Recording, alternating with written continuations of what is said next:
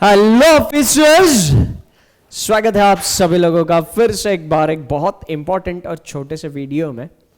अगर आप SBI clerk examination को लेकर मतलब थोड़ा सा क्यूरियस हो और आप अपने आप को SBI state bank of India में इस बार जो एग्जामिनेशन होने वाली है उसको क्लियर करके क्लर्क की पोजीशन पर देखना चाहते हो और आपने तैयारी शुरू कर दी है या फिर तैयारी शुरू करने की सोच ली, तो ये वीडियो आपके लिए। सबसे पहले एसबीआई क्लर्क की प्रीलिम्स एग्जामिनेशन होगी। उस प्रीलिम्स एग्जामिनेशन के लिए इस वीडियो में मैं बात करूंगा, मेंस एग्जामिनेशन के लिए अलग से वीडियो में बात होगी। आपको अगर पता है तो एसबीआई क्लर्क की प्रीलिम्स एग्जामिनेशन 100 मार्क्स की होने वाली है और उन 100 मार्क्स में आपको बहुत सारे चैप्टर्स पढ़ने हैं। रीजनिंग के 11 चैप्टर्स है, क्वांट्स के उससे ज़्यादा चैप्टर्स है, इंग्लिश के उससे ज़्यादा चैप्टर्स है ना। तो ये 3 सब्जेक्ट क्वांट, रीजनिंग और इंग्लिश, आपको बहुत सारे टॉपिक्स पढ़ने हैं। पर उन सारे टॉपिक्स में से 6 टॉपिक मैंने ऐसे छांट दिए हैं। अगर उन 6 टॉपिक पर आप ज्यादा ध्यान दोगे, 6 टॉपिक्स पर ज्यादा फोकस करोगे, तो सिर्फ यही 6 टॉपिक्स आपके 55 प्लस स्कोर ला सकती है। कौन से 6 टॉपिक्स है उसी के बारे में बात करने वाले हैं, एकदम टू द पॉइंट। शुरुआत करेंगे रीजनिंग से। रीजनिंग में टोटल 11 चैप्टर्स है, जिनमें से 8 चैप्टर प्रीलिम्स में आते हैं। उन 8 में से 2 चैप्टर्स ऐसे हैं जो आपका मिनिमम 20 मार्क का वेटेज और मैक्सिमम 25 मार्क तक ये वेटेज कैरी कर सकते हैं।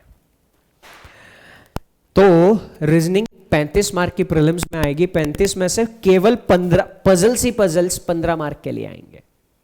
35 मार्क्स में से पजल्स, सिर्फ और सिर्फ पजल्स 15 मार्क्स के लिए आने वाले हैं। तो पजल्स आपको एकदम अच्छे से प्रिपेयर करने हैं। हर एक चीज कहां से प्रिपेयर करनी है उसके बारे में भी बात करूंगा, है ना। आप फ्रेशर हो तो कैसे अप्रोच होना चाहिए, रिपीटर हो तो कैसे अप्रोच होना चाहिए, सारी चीजें बात करूंगा। उसके बाद अल्फाबेट एक चैप्टर है। अल्फाबेट चैप्टर 5 से 10 मार्क के लिए पूछा जाता है। मिनिमम 5 मार्क 100% फिक्स होते हैं। अल्फाबेट में 4 से 5 टाइप के क्वेश्चंस पूछे जाते हैं। एक अल्फा न्यूमेरिक सिंबल सीरीज, दूसरी वर्ड वाली सीरीज, नंबर्स वाली सीरीज। ये 3 सीरीज के बाद वर्ड या नंबर पे ऑपरेशन चौथा टाइप, ऑड वन आउट का 5वां टाइप, और एक छठा टाइप होता है जिसमें हम लोग स्किप करते हैं, मीनिंगफुल इंग्लिश वर्ड। तो ऐसे एक 5 टाइप के क्वेश्चंस अल्फाबेट्स में पूछे जाते हैं। आपने हर टाइप को एकदम अच्छे से कर लिया और रोज कम से कम एक सेट आपने अल्फाबेट का सॉल्व कर लिया और 4-5 पजल रोज सॉल्व कर लिए, तो आप ये टॉपिक में रीजनिंग में 100% परफेक्ट बन जाओगे। रीजनिंग के बाद बात करते हैं क्वांट्स की। क्वांट में आपका डेटा इंटरप्रिटेशन 10 मार्क के लिए पूछा जाएगा और स्पीड मैथ्स 15 मार्क के लिए पूछा जाएगा, 15 मार्क के आसपास। मतलब ये 10 फिक्स नहीं है, ये 10 से कभी 11, कभी 12, कभी 8, कभी 9 ऐसा हो सकता है, बट ऑन एन एवरेज ये 10 मार्क के लिए पूछा जाता है। स्पीड मैथ्स 13-15 मार्क के लिए पूछा जाता है। स्पीड मैथ्स में क्या क्या होता है, एकदम सिंपल चीज है जो आपने अभी तक करी हुई है। बस क्योंकि ये कॉम्पिटिटिव एग्जामिनेशन है, हमारे पास तौर तरीके अच्छे होने चाहिए जो हमारा कम टाइम में सही आंसर निकाल दे। स्पीड मैथ्स में आप सिंप्लीफिकेशन करोगे, अप्रोक्सीमेशन करोगे। सिंप्लीफिकेशन, अप्रोक्सीमेशन दोनों में से कोई एक चीज एग्जाम में आएगी। फिर नंबर सीरीज करोगे, wrong number series, missing number series. फिर उसके बाद आप स्पीड मैथ्स में क्वाड्रेटिक इक्वेशन करोगे।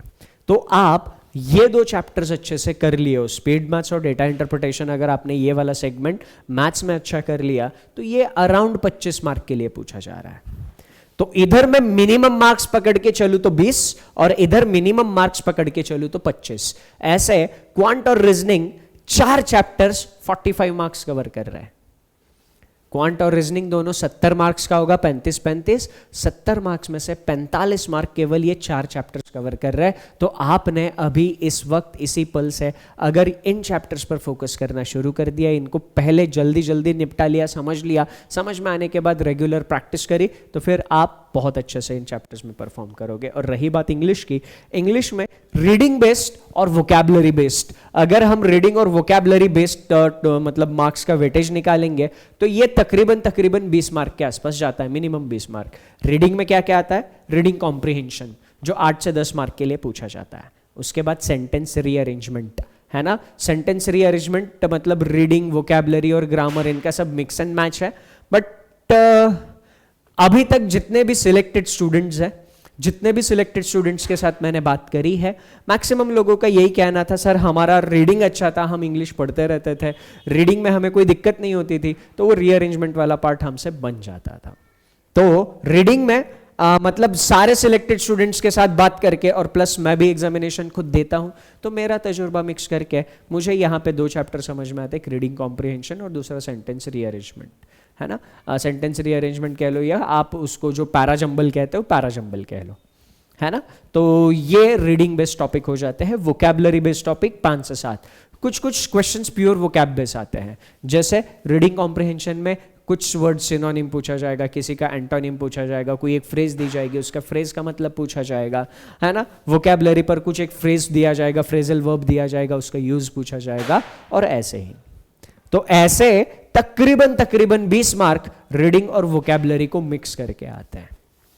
6 चैप्टर्स मैंने आप लोगों के सामने रख दिए, ठीक है। अगर मिनिमम मार्क्स कंसिडर करके चलूँ तो इधर 20 मार्क्स, 15 + 5 मिनिमम कह रहा हूँ, मैक्सिमम ये 25 से 30 भी हो सकते हैं, बट 15 से 20 मार्क यहाँ पर रीजनिंग। क्वांट में अराउंड 25 मार्क, ठीक है। तो 25 मार्क के अराउंड अगर क्वांट में ये पूछा जा रहा है तो 20 और 25 45, और इधर मैं 10 और 5 15 ही कंसिडर कर रहा हूँ, 60 क्वेश्चंस हमें इन 6 टॉपिक से देखने को मिलने वाले हैं। अगर हमने इनकी प्रैक्टिस अच्छे से करी, रिवीजन अच्छे से करी, तो एकदम सही समय के अंदर बहुत अच्छे एक्यूरेसी के साथ हम इसमें इन 6 टॉपिक्स में 55+ स्कोर तो आराम से कर सकते हैं। अब रही बात इन 6 टॉपिक्स को प्रिपेयर कैसे करेंगे, है ना। इन 6 टॉपिक्स को प्रिपेयर करने के लिए मैं आपको बेस्ट सजेशन ये दे रहा हूं कि पहले आप खुद से एक सवाल पूछो, क्या मैं कोई फ्रेशर हूं, क्या मैं कोई रिपीटर हूं। फ्रेशर का मतलब आपने इस प्रिपरेशन की दुनिया में नया नया कदम रखा है, आपने अभी तक कोई बैच, कोई सिस्टमैटिक सोर्स फॉलो नहीं करा है, और आपने अभी तक कोई एग्जाम भी नहीं दिया है। रिपीटर मतलब आपने कोई एक सिस्टमैटिक सोर्स फॉलो कर लिया हो, मेड बी ए यूट्यूब और मेड बी एनी बैच, ठीक है। आपने कोई एक सिस्टमैटिक रिसोर्स फॉलो कर लिया है और कोई ना कोई एग्जामिनेशन दे दिया है। तो रिपीटर्स के लिए मेरा एकदम सिंपल कहना होता है, रिपीटर्स को सिर्फ 2 चीजें करनी है। एक, सेल्फ मॉक लगाना है, हर दिन खुद से एक कंप्लीट मॉक टेस्ट लगाना है, और उसके बाद रोज शाम को 7 बजे मेरे साथ भी एक मॉक लगाना है ना। तो यहां पर करना क्या है, यहां पर एक खुद से मॉक रोज लगाना है, उसमें आपको बहुत सारी चीज़ें पता चल जाएगी। और दूसरा, रोज शाम के 7 बजे इसी यूट्यूब चैनल पर मैं रीजनिंग की कंप्लीट मॉक टेस्ट डिस्कस कराता हूँ, वो आपको अटेंड करनी है रिपीटर्स के लिए। अगर फ्रेशर हो तो आई वुड हाईली रिकमेंड एक बार आप सिस्टमैटिक रिसोर्स फॉलो कर लो। अब सिस्टमैटिक रिसोर्स यूट्यूब की कोई प्लेलिस्ट हो सकती है या कोई बैच भी हो सकती है, जो आपको अच्छे से समझ में आए, है ना। अगर बैच फॉलो करना चाहते हो तो आप रीजनिंग में अनंत रीजनिंग बैच फॉलो कर लेना, है ना। बहुत प्यारी बैच है, इसमें रीजनिंग का A to Z सारा कंटेंट आपको मिल जाएगा अनंत रीजनिंग बैच में। सारी चीजें आपको अनंत रीजनिंग बैच में डिटेल में मिल जाएगी। क्वांट के लिए सुमित सर का विस्तार क्वांट फॉलो कर सकते हो, और इंग्लिश के लिए यहाँ पर आंचल मैम और आप रूपम मैम को फॉलो कर सकते हो। इसे आप अपनी स्टडीज प्लान कर सकते हो। जिन टॉपिक का इंपॉर्टेंस और वेटेज ज़्यादा है, सबसे पहले उन टॉपिक्स को निपटा दो। अभी मिनिमम 2, 2.5 से 3 महीने SBI क्लर्क के एग्जामिनेशन के लिए है मिनिमम, है ना।